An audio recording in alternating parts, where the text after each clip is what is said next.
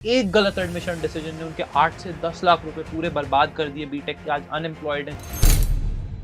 सबको computer science चाहिए। Google, Amazon, Microsoft, उबर, Facebook 10, 20, 30, 50 lakh के पैकेजेस फेंकने लग रही हैं। और ऐसे में आप में से अगर बहुत सारे बच्चे इस वीडियो को देख रहे हैं तो उनको ये बोला जाएगा कि बेटा कंप्यूटर साइंस ले ले, वरना बीटेक करने की जगह तू मोमो की ठेली लगा ले। इस तरीके की चीजें बहुत ज्यादा सुनने में आती है। बट मैं 4 साल के एक्सपीरियंस के बाद आज भी इस चीज पर डिबेट कर सकता हूं कि अगर आप कंफ्यूज हो और आप इस वीडियो को देख रहे हो तो शायद आपके लिए ईसीई ब्रांच यानी electronics and communication engineering branch एक बेटर ऑप्शन हो सकता है when compared to computer science. यार मैं जब ये वाली वीडियो बनाता हूं मेरे को मेरे 2019 के टाइम की याद आ जाती है। मैं खुद डीटीयू का स्टूडेंट हूं और जब इतनी सारी ब्रांचेस तुम्हारे सामने होती है तो बहुत ज्यादा कंफ्यूजन आती है कि चूज करें तो क्या करें। ईसी भी दिख रही है, इलेक्ट्रिकल भी दिख रही है, कंप्यूटर भी दिख रही है, मैकेनिकल भी दिख रही है। चलो मैकेनिकल में लड़कियां कम होती है, हटा दो, रहा नहीं जाता।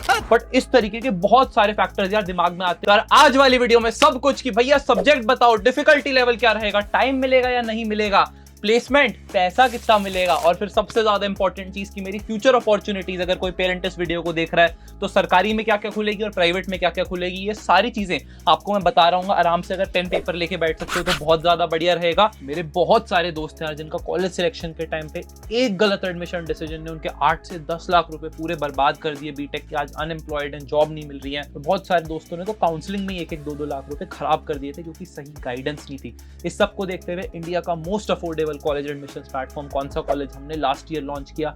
50,000 से ज्यादा बच्चे यार हमारे साथ जुड़े, बहुत अच्छा फीडबैक रहा। तो आज आप सबके लिए एक नया प्रोडक्ट लॉन्च, कौन सा कॉलेज, सारथी, बहुत हाई डिमांड के बाद यार इस वाले प्रोडक्ट को लेके आए। 1-on-1 काउंसलर से कनेक्ट करने का मौका आप लोगों को मिल रहा है। काउंसलर आपको डायरेक्टली फोन करेगा, आपकी प्रॉब्लम जोसा काउंसलिंग से हो, जैक से हो, आईपीयू से हो, and proudly announcing UPTU counselling as well. कोई भी दिक्कत है आपका सारथी आपके साथ खड़ा है काउंसलिंग प्रोसेस में, डायरेक्टली आपको कॉल करेगा, आपकी सारी प्रॉब्लम समझेगा और आपको सारे सॉल्यूशंस दे रहा होगा।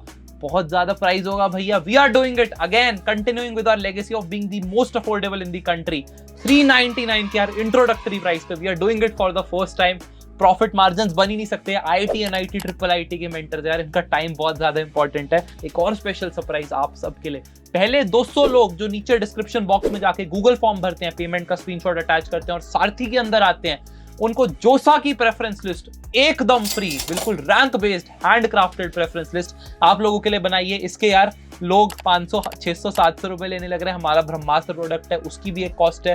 बट वो चीज पहले 200 लोगों के लिए जो सारथी के अंदर आते हैं और अपना सारथी अपने साथ खड़ा करना चाहते हैं काउंसलिंग प्रोसेस के लिए, तो उन पहले 200 लोगों के लिए प्रेफरेंस लिस्ट एकदम फ्री। डिस्क्रिप्शन बॉक्स में जाके अभी भरो यार। सीएस और ईसी के बारे में कंपैरिजन करते हैं, 1.5x पे स्विच कर लो। तो यार कंप्यूटर साइंस इंजीनियरिंग क्या है कि यार आप देख रहे हो आजकल एआई की बात हो रही है, आजकल डेटा साइंस की बात हो रही है, बहुत सारी चीजें डिसरप्ट हुई हैं। पहले हम ट्यूशन सेंटर पे जाते थे ऑफलाइन, अब नए नए प्लेयर्स आ गए। फिजिक्स वाला सर पहले ऐसे वीडियो बना के पढ़ाने लगे और अब वो एक ऐप के थ्रू इतने सारे लोगों को पढ़ा सकते हैं, राइट। तो ये क्या है, ये टेक से एक हमारा डिसरप्शन आया जहाँ पे हम स्केल अचीव कर सकते हैं। कि पहले एक ट्यूशन में जो व्हाइट बोर्ड लगा के 20 लोगों को एक ट्यूशन टीचर पढ़ा सकता था, आज वो इंटरनेट के माध्यम से या हमारे टेक के माध्यम से एज अ होल 2000-20,000 बच्चों को एक साथ क्लास लाइव ले सकते हैं। तो ये वाली चीज यार कंप्यूटर साइंस से डिसरप्शन आया और इतनी सारी एमएनसीज इंडिया में एंटर हुई है, बहुत सारी फॉरेन इन्वेस्टमेंट आई है।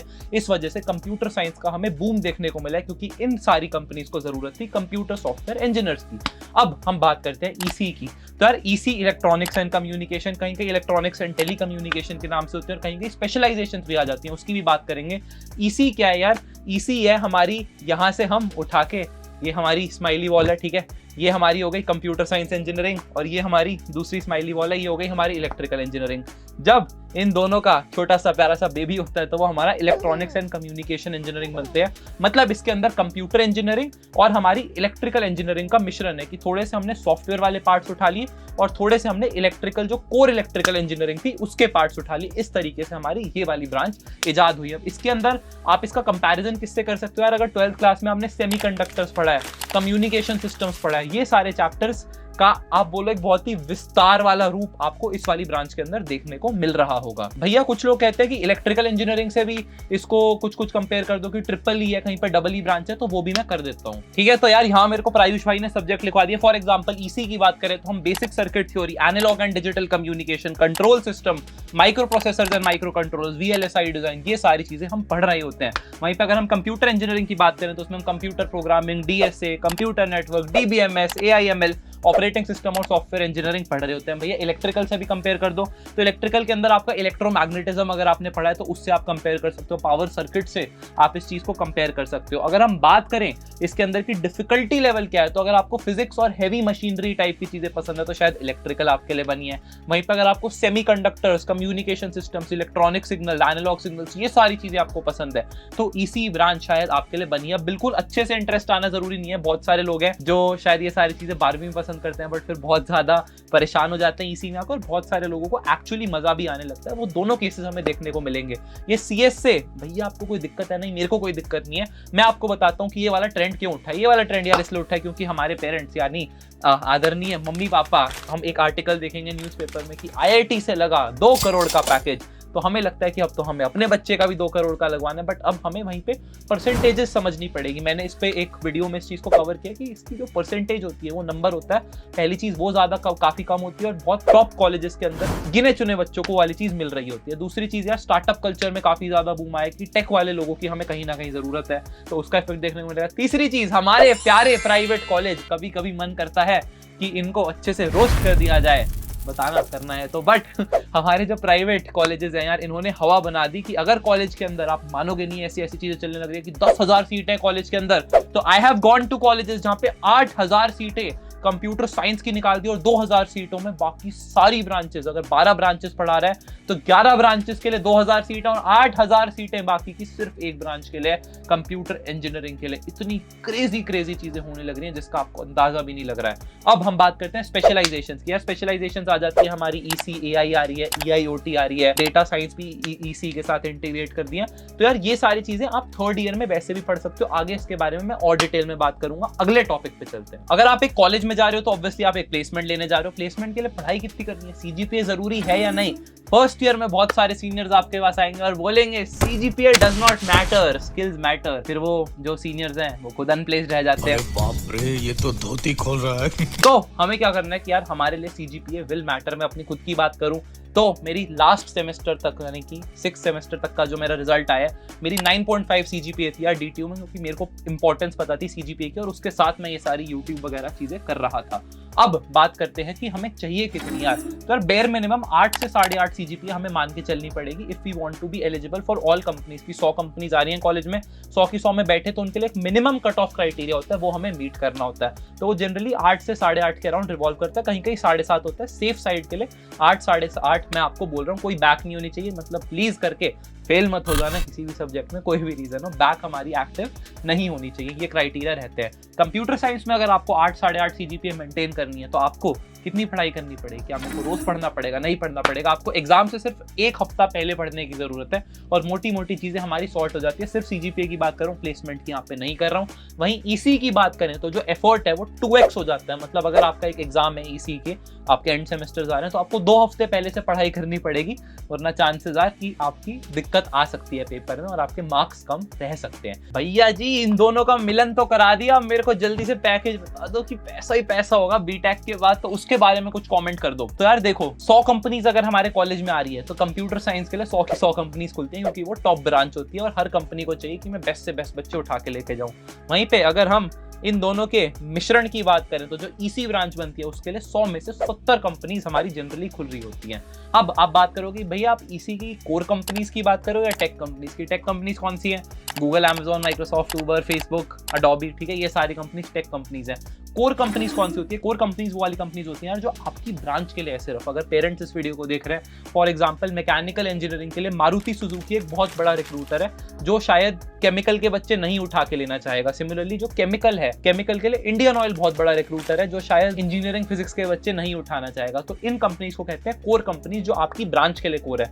फिर एक होती है हमारी टेक कंपनी। टेक कंपनी है फॉर एग्जांपल अमेजॉन, वो बोलेगी कि मेरे को एक अच्छा कोडर चाहिए, आप केमिकल के हो, आप बायोटेक के हो, मेरे को फर्क नहीं पड़ता, अगर मैं आपके कॉलेज में आ रही हूँ तो मैं एक टेस्ट दूंगी, वो ओपन फॉर ऑल रहेगा।